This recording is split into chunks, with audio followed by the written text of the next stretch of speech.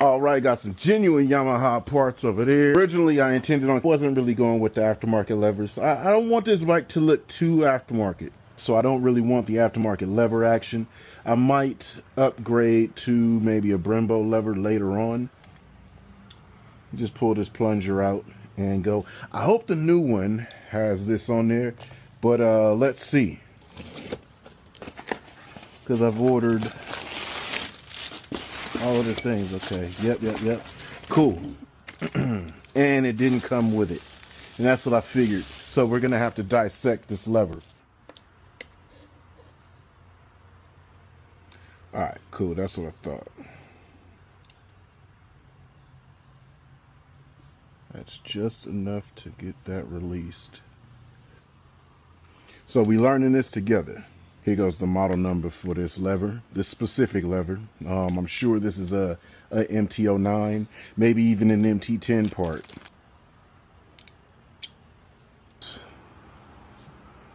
Go ahead and make that job simple. There we go. Lovely.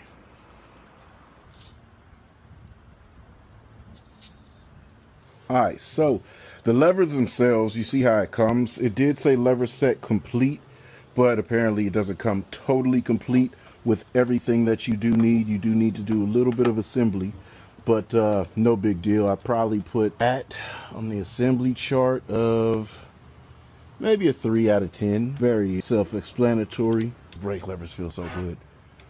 All right, so that's good and done.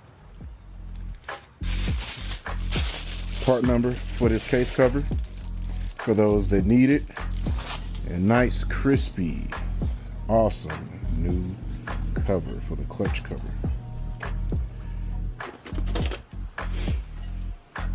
But never use power tools for this.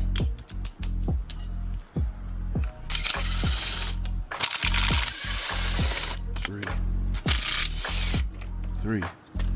The long one is going to be down here.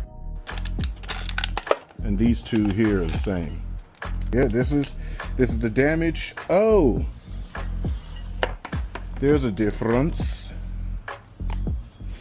Okay, so this one didn't come with the styrofoam insert.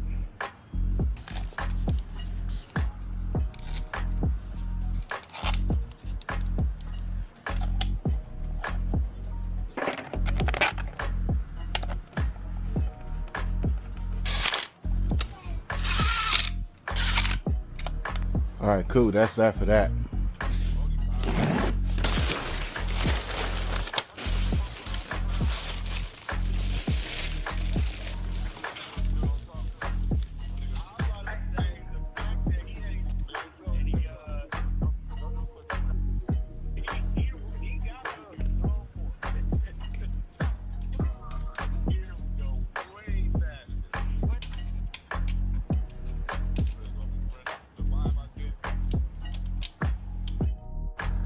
Beautiful last day, so we might as well be looking at this good looking damn thing, y'all.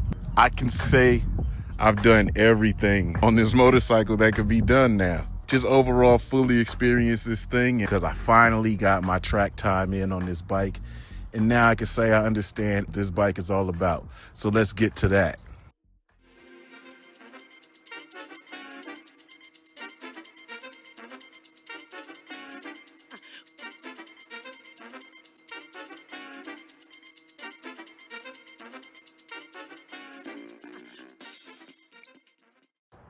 And it's the Dad Bod Guy, 1/4 of the Ride Squad. How y'all doing, man? We are back in the review location. Anything that we really need to talk about, way better to just do this right here instead of just being in the garage. This thing on the track, phenomenal. I've never braked this hard on a motorcycle before, and I'm gonna attribute that to me getting better, to riding better, being more comfortable on the bike, all of those things encompassing.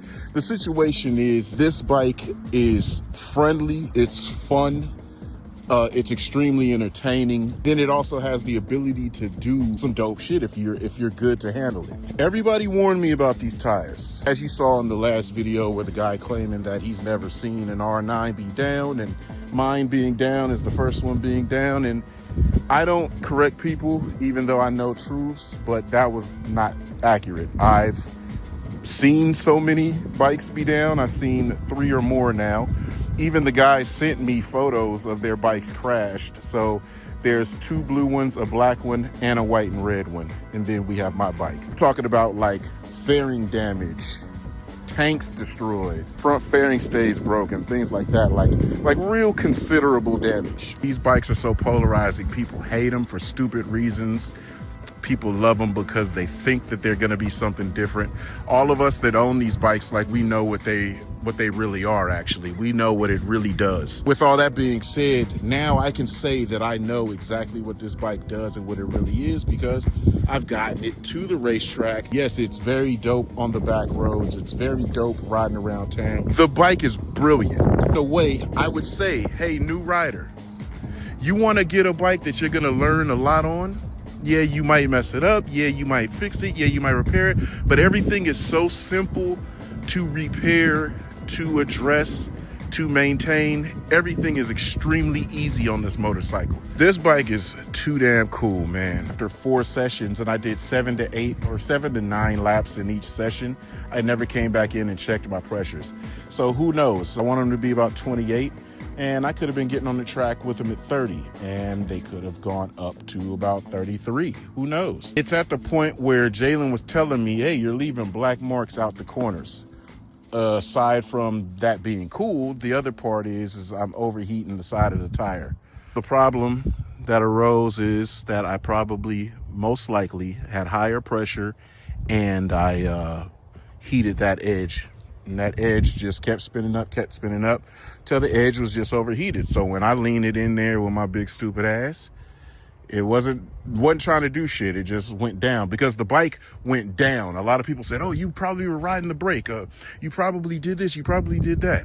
And in some cases you would be right. But in this case you weren't, because you can see I hold the brake, I release the brake, I get into corner apex, and boom, bike goes down. And the bike just went down flat. You can see in the photos, the front didn't tuck. The bike just went down. It went down and lost the rear. Flex, what happened with slide control? I thought this bike had slide control. Yes, it does. And this is what we could talk about. It definitely has slide control, but just like we experienced on the wheelie, with lift control, if it's on lift control 1, you can loop the bike from a clutch up. It does do a slight hold on what the action is, but it lets it happen. Slide control and everything was on 1, so it got to slide, and it did slide because it allowed you a little bit more freedom to do that. I'm glad it only cost me $130 to sort the bike and get it back to its perfect condition. We see the slide control will allow you to slide. This bike is fun. I never hit the dead zone. I never hit the dead spot. This bike had more than enough power. This bike has more than enough like grunt. Short gearing it's not a thing that makes you not like it, but you anticipate the corner exit because you come out of there and you're like, okay, you might even be in first, because believe it or not, these gears are long. So there were certain corners, turn 9, turn 11, you would be down in first gear. Maybe even turn 7, you run down in on the braking zone and make the right hand turn in first, and then it's just like boom, run it up to the limiter, shift it in the corner, mid corner, and it shifts so buttery smooth, man. You could just hit that shifter and it doesn't make the bike jerk, you know what I mean? Everybody talks about how notchy this is.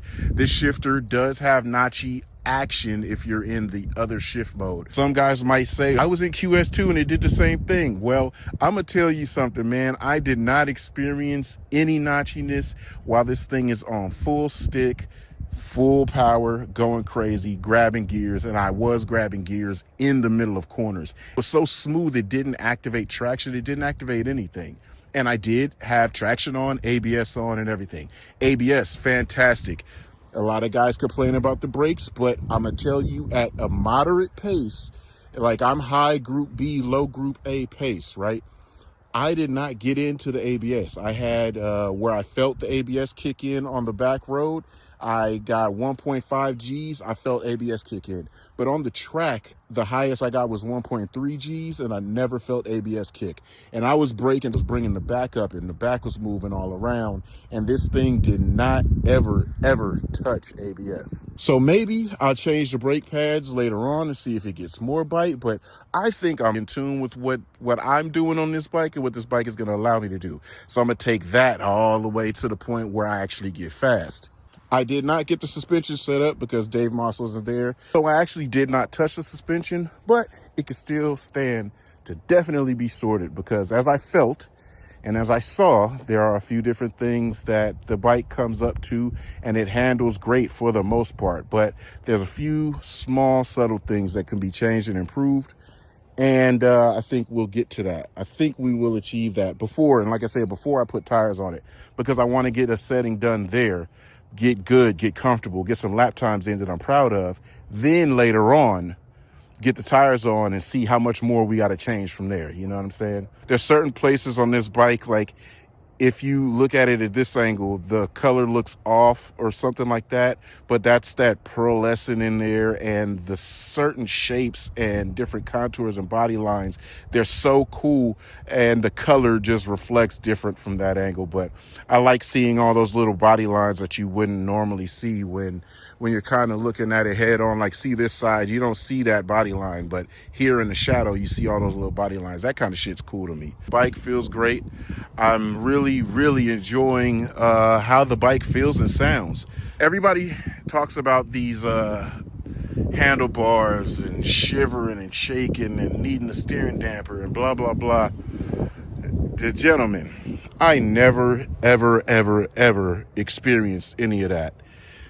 Never did, man. I don't know what you guys are doing. I don't know which riding position you're doing versus what I'm doing. Not saying any one of them is better. I'm just saying I don't know which riding position you're doing that's getting that to happen. I haven't had that happen yet, like at all. Nowhere on the track when me coming over a crest or coming over the crest doing a wheelie and planting the front wheel, it didn't shiver, it didn't shake, it didn't shimmy. Maybe you guys need to get your suspension set up, and I haven't gotten mine done yet, but I did tamper with it a little bit on my own. So maybe the suspension needs to be set up for you guys, or maybe the riding position needs to change. And again, I'm not saying what is better or what is good or bad. I'm just saying what I haven't experienced. And this front end is so damn solid. I've got no issues, no thought about even adding a steering damper on it. Could be the clip-ons. I've got a wider mount, so maybe my leverage points being out a little bit further has just settled it all the way down, but I do not know what it is, but I haven't achieved it yet. 1,200 miles on the tack, 1,200 miles.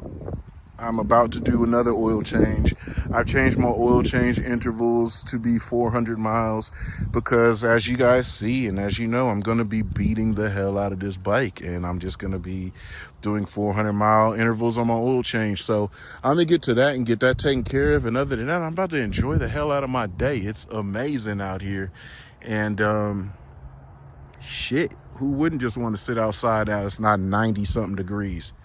We'll do another track prep, and we'll line this damn thing up to do some track action. But other than that, I'm going to give y'all two. I'm loving this damn bike. And we out.